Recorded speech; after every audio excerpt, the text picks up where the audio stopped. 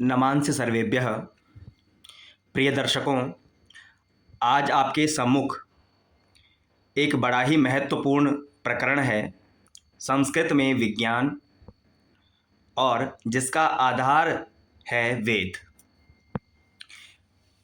प्रिय दर्शकों, संस्कृत एक वैज्ञानिक भाषा है, इसमें कोई संदेह नहीं।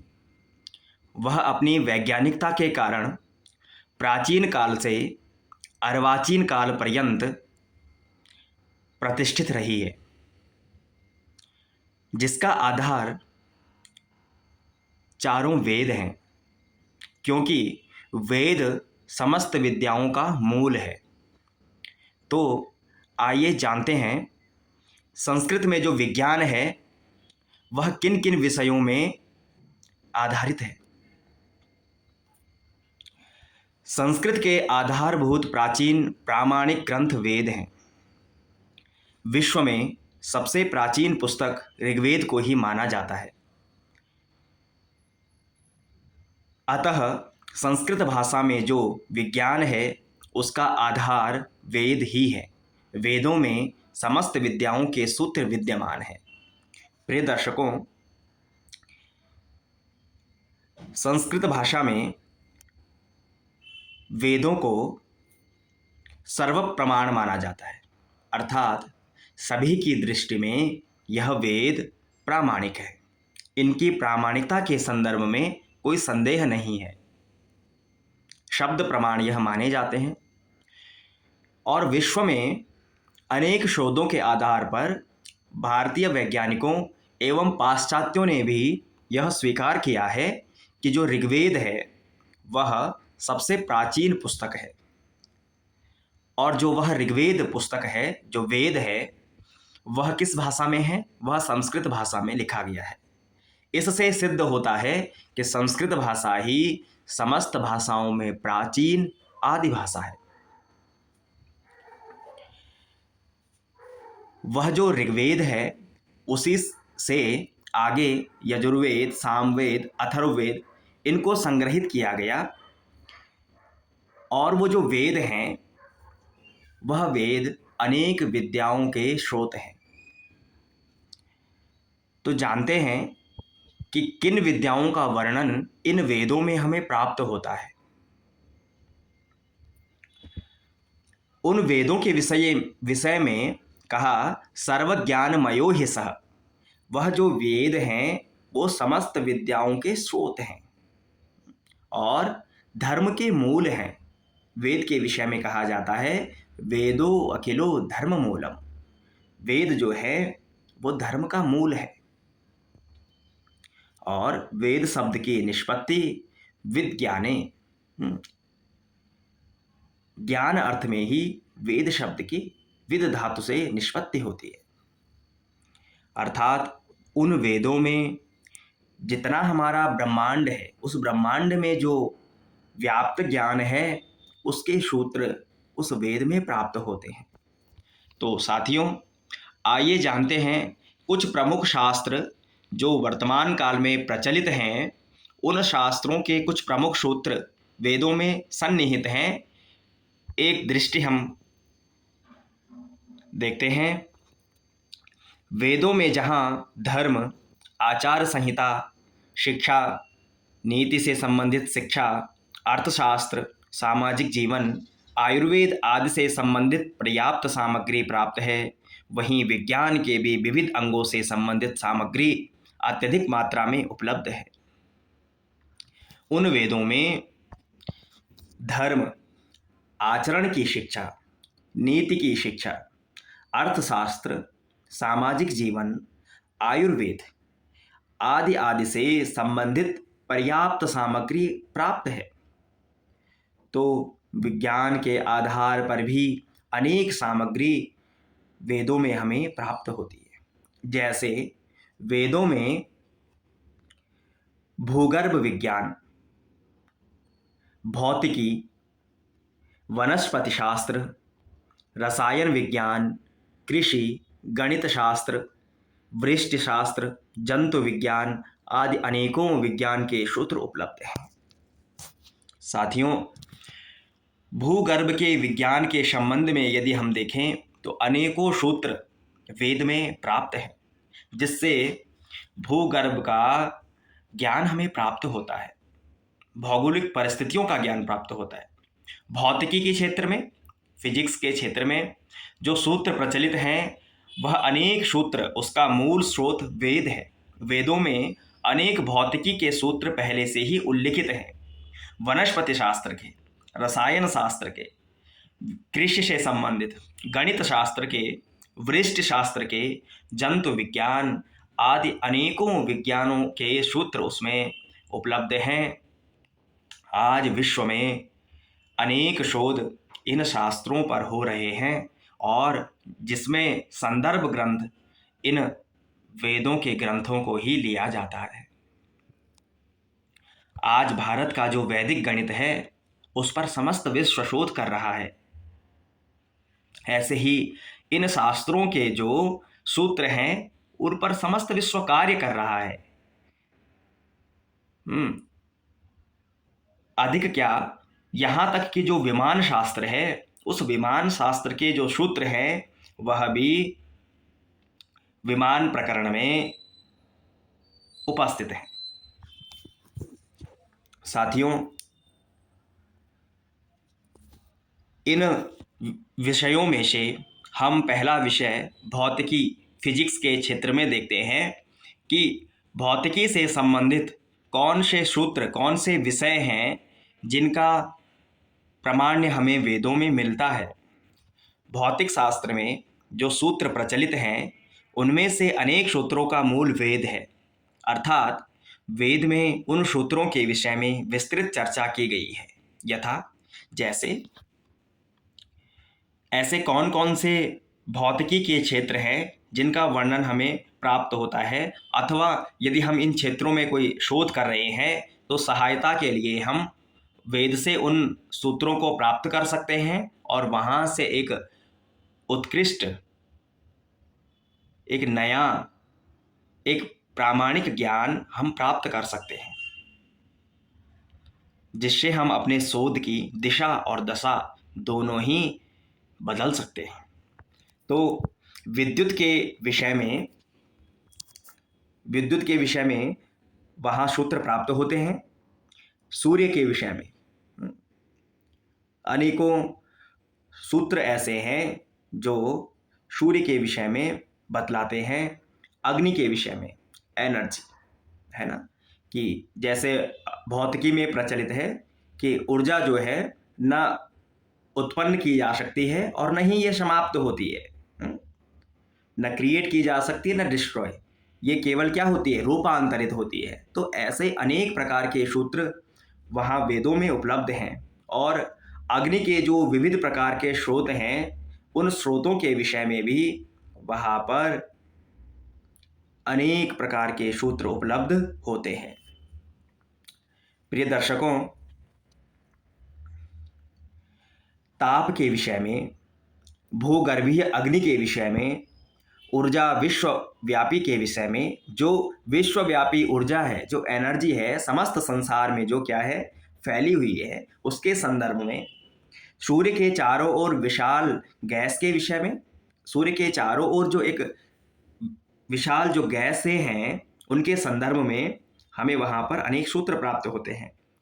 सूर्य की 7 किरणों के विषय में और विद्युत का जो चुंबकीय तरंग है उस संदर्भ में, इंद्रधनुष के निर्माण के संदर्भ में, सूर्य और चंद्रमा के परिवेश के विषय में, प्रकाश की गति, सूर्य की रश्मियाँ अर्थात सूर्य किरणों के विषय में, सूर्य ग्रहण के विषय में, पृथ्वी की उत्पत्ति, पृथ्वी रत्नगर्भा के विषय में कि जो पृथ्वी है यह रत्नों का भंडार है, तो उसमें कौन से रत्न हैं, उनको प्राप्त करने की विधि क्या है, यह समस्त ज्ञान उल्लिखित है।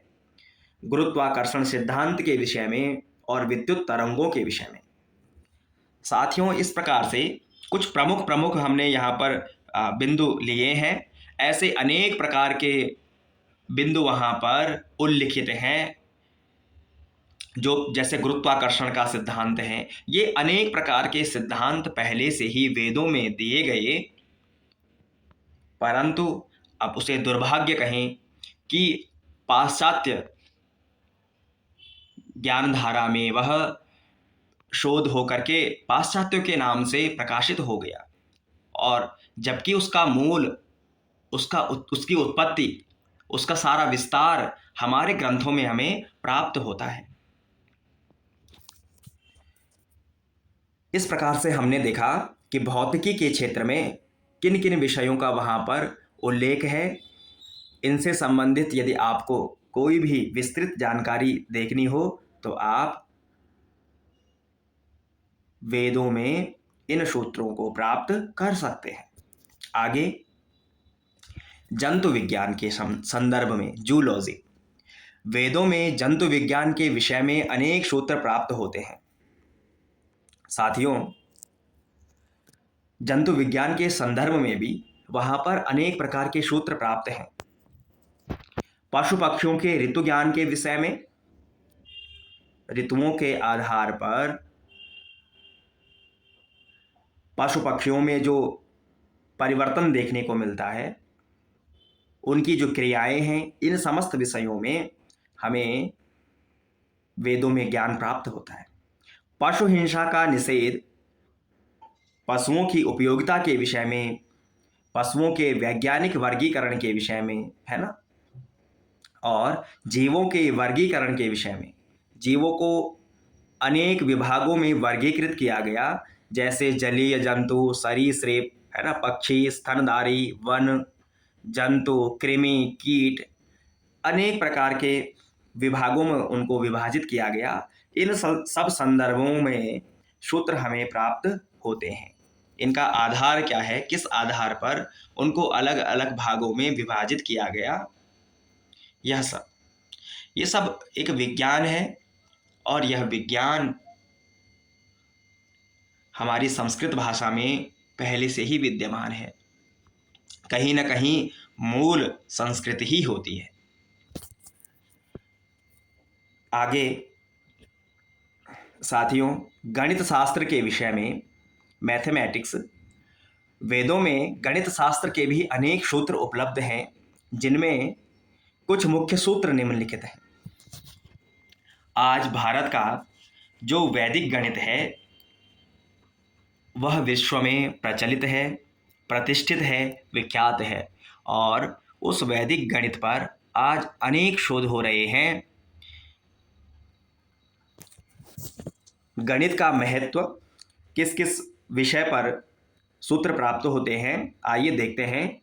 गणित के महत्व पर, गणित शास्त्र का उद्भव कैसे हुआ, अंक गणित, बीज गणित और रेखा गणित। जो गणित को 3 विभागों में बांटा गया है, अंक गणित में, बीज गणित में और रेखा गणित में, इन तीनों विभागों के सूत्र वहाँ उल्लिखित हैं।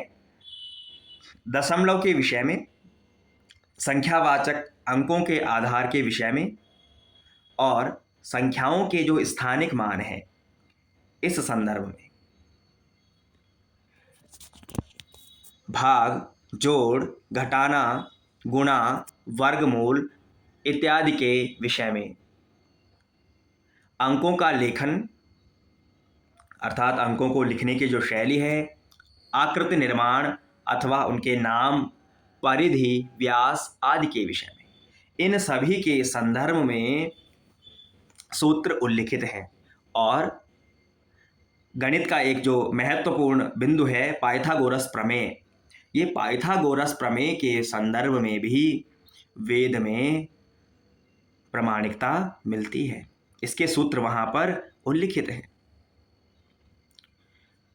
साथियों, यहाँ पर केवल कुछ महत्वपूर्ण ही बिंदुओं का उल्लेख किया गया है। ऐसे अनेक प्रकार के तथ्य हैं जिनके संदर्भ में वहाँ पर प्रकाश डाला गया है। उन बिंदुओं को विस्तृत रूप से प्रकाशित किया गया है। आगे यदि हम देखें तो रसायन विज्ञान, जो केमिस्ट्री है, तो रसायन विज्ञान के कौन से सूत्र हैं जो वहाँ पर प्राप्त हैं? तो वेदों में रसायन विज्ञान के भी अनेक सूत्र उपस्थित हैं, जिनमें कुछ महत्वपूर्ण निम्नलिखित हैं। जैसे विविध प्रकार के रसायन बनाने के संदर्भ में, रसायन बनाने की जो प्रक्रिया है और कौन कौन से वह रसायन हैं, इस संदर्भ में सोम निर्माण की जो विधि है उसके संदर्भ में, धातुओं के विषय में तांबे से सोना बनाना, चांदी शुद्ध करना और मोती आदि रत्नों को गलाना, इस संदर्भ में ना, यानी धातु परिवर्तन और जो रत्नों को है उनको किस प्रकार से गलाया जाता है, इस संदर्भ में पारा जमाने के विषय में, अम्लराज के विषय में, लोहे के भेद के विषय में, धातुओं पर टांका लगाना अर्थात उन धातुओं को जोड़ना, इस संदर्भ में जल के विषय में और अकार्बनिक रसायन के विषय में वहाँ पर सूत्र उपलब्ध हैं। तो इन संदर्भों में यदि आपको शोध कर रहे हैं, आपको कुछ नया ज्ञान चाहिए, तो आप आधुनिक ज्ञान के साथ में वह परंपरागत ज्ञान जोड़ करके एक प्रामाणिक विषय वस्तु को उपस्थित कर सकते हैं। और इस प्रामाणिकता को उपस्थित करने में वेदों में ही सामर्थ्यता है। आगे इस प्रकार से अनेक वैज्ञानिक सूत्र वेदों में समुपस्थित हैं। अनेक अनेक विद्याएं, यह केवल एक कुछ अंश ही है, अंश मात्र जिसको कहेंगे। इस प्रकार से अनेक अनेक विद्याओं का भंडार वेद है, हमारे शास्त्र हैं, हमारे सूत्र हैं, क्योंकि वेद समस्त विद्याओं का मूल है। अनेक प्रकार की विद्याओं का वर्णन वेदों में प्राप्त होता है, जिन पर शोध करके हम आधुनिक शोध में सहायता प्राप्त कर सकते हैं। और यह वर्तमान समय में प्रचलित भी है कि हमारे शास्त्रों पर आधुनिकता के साथ में उसे जोड़ करके अनेक शोध कार्य किए जा रहे हैं, और जिसकी केवल भारतवर्ष में ही नहीं अपितु विश्व के अनेक राष्ट्रों में भूरी भूरी प्रशंसा होती है। यह सर्वविदित ही है कि आज भी भारतवर्ष के विद्वानों को वैदिक गणित, खगोल शास्त्र, अनेक ऐसे विषयों पर उनके व्याख्यान भारत में और भारत से बाहर भी अनेक राष्ट्रों में करवाए जाते हैं। इसलिए साथियों, हम सभी का भी यह कर्तव्य है कि जिन ऋषियों ने अपने तपोबल के द्वारा, अपनी ज्ञान शक्ति से, अपनी मेधा शक्ति से जिन ग्रंथों का निर्माण किया, उन शास्त्रों का निर्माण किया, हम भी अपनी बुद्धि के अनुसार उन शास्त्रों में से कुछ सूत्रों को लेकर के अपने ज्ञान को बढ़ावें। तो इसी प्रकार से आप संस्कृत में अनेक प्रकार के विषयों को देखने के लिए संस्कृत के प्रचार प्रसार हेतु संस्कृत सुधा नामक यूट्यूब चैनल को सब्सक्राइब करें, शेयर करें। धन्यवाद।